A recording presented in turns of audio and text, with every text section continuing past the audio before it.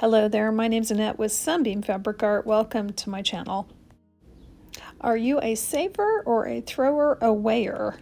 Here is a Ziploc bag full of little triangle cutoffs that I've been saving for quite some time. These are some cutoffs from either snowballed corners on quilt blocks or putting binding together on the angle and then cutting off that diagonal corner.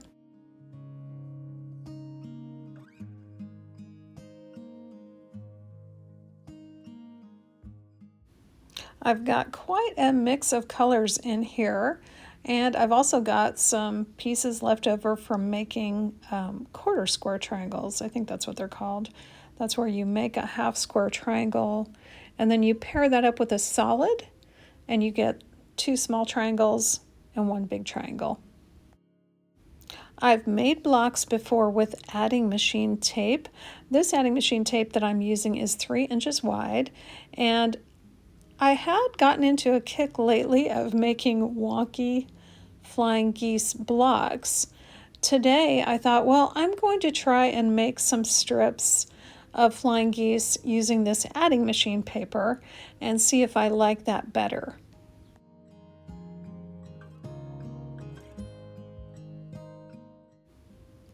So I got my little ruler and I'm cutting some strips of this adding machine tape that are about 12 inches long.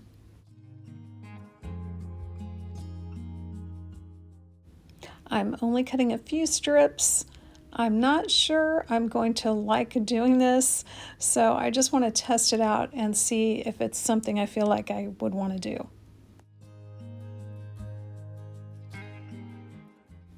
Now, getting started with these wonky flying geese is pretty easy. I'm just putting one triangle at the bottom of my adding machine strip, face up. Then I'm putting the next triangle right sides together with one of the shoulders of the triangle.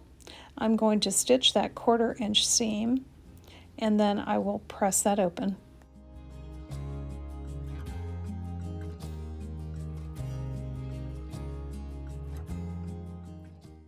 I'm going to pick another triangle and stitch that right sides together on the other shoulder of that original triangle.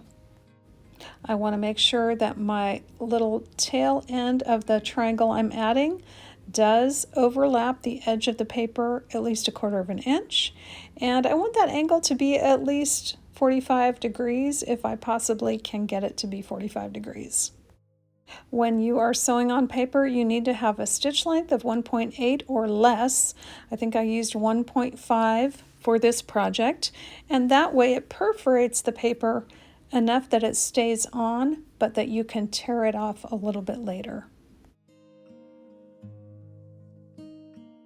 Now I'm going to add the 4th triangle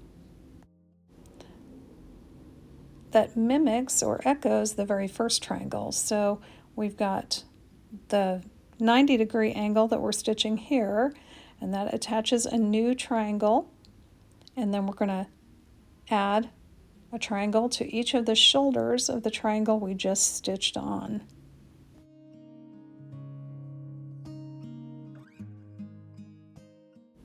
I quickly discovered that finger pressing these triangles just wasn't good enough, so I set up my very small pressing mat and my iron nearby.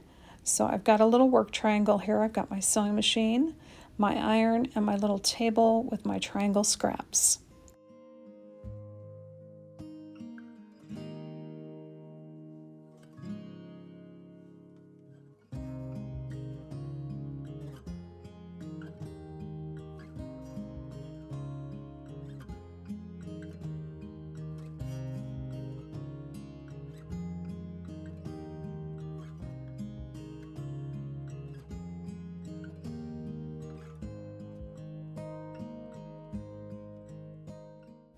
There is some overlapping, but you can see it's easy to fold that paper back a little bit and just trim off the excess bulk.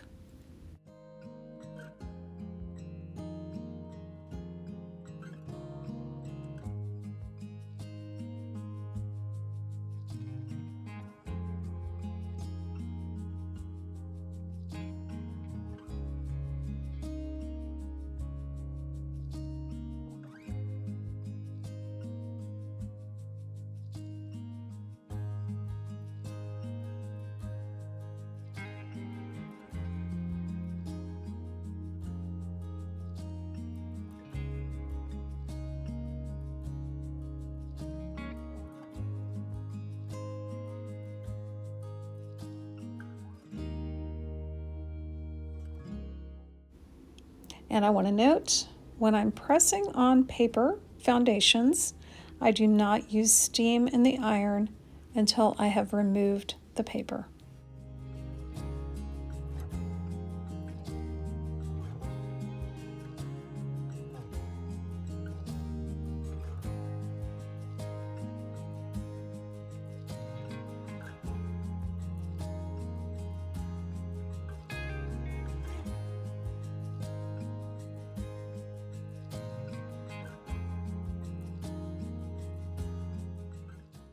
I skipped ahead on this strip towards the end of it, and you see I'm attaching a green triangle here. And for this first strip, you might notice it's kind of a mishmash of color. I'm just grabbing from the pile. I really am not using any plan or rhyme or reason. I just want to test this out and see how it goes.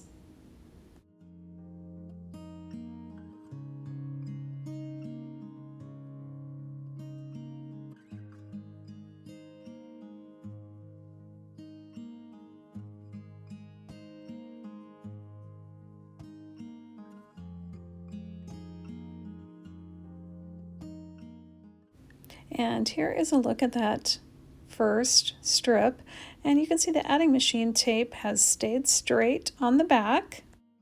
When it's time to trim this strip, we will lay the fabric right side down onto our cutting mat, and I will just line up a ruler and trim off the sides that overlap that adding machine strip.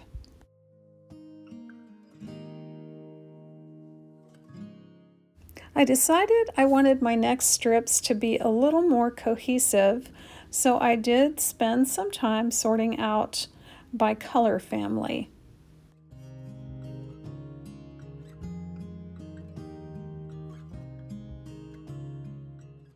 For this first strip, I used black fabric triangles for my main triangle, and then for the shoulders, I used some light green blue fabrics.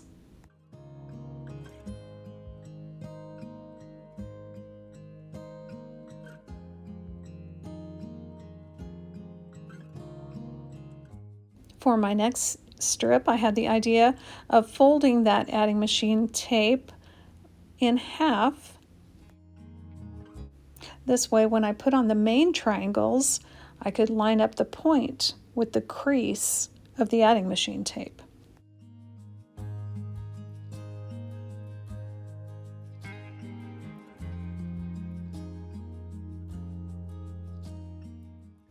For this strip, I'm using some of those light blue-green triangles for the main triangle and just some small white triangles for the shoulders.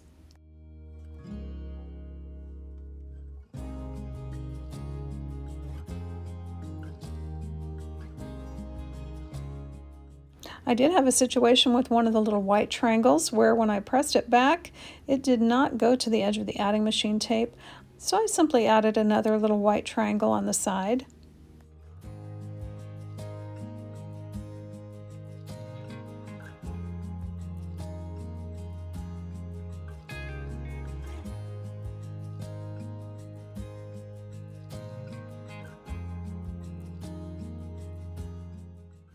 With that second strip done, I did one more strip, and here I'm using that light blue-green for the main triangle, and then I'm using black triangles for the shoulders. With those 3 strips done, I think I have an idea to make a quilt block.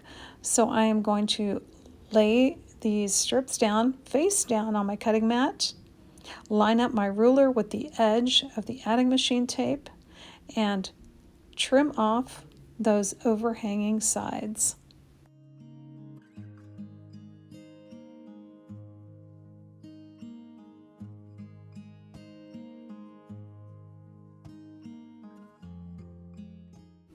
I wanted to use these 3 strips to make a block, and I decided to get a little bit of 2.5 inch backing strip fabric that's left over from previous quilts, and I'll just put that in between the strips. So I'll have 3 triangle strips and 2 of these dark turquoise strips.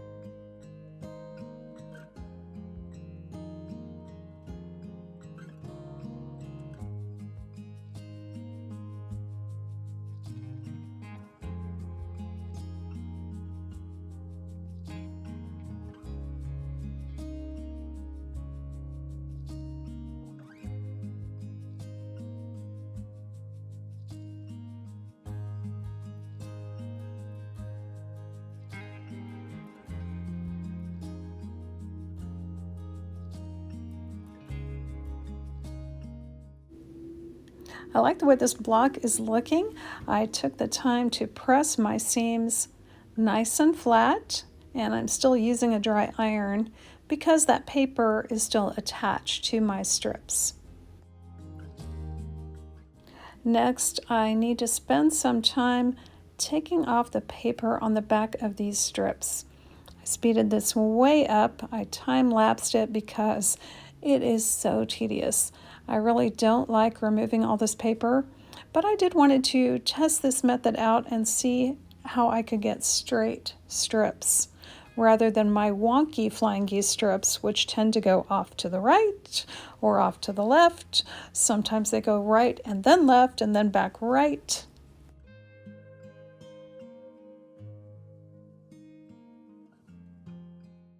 Now I already have a stash of 11-inch orphan blocks, so the last thing I did here was trim this flying geese block with strips down to 11 inches square. Here's a look at 4 views of this same quilt block. Whether the arrows go up, down, right, or left, I really like this block. And I do like the cohesive color palette better than the scrappy mixed up color palette. Let me know what you think about this block in the comments. Thanks for joining me today, and I hope to see you back again real soon.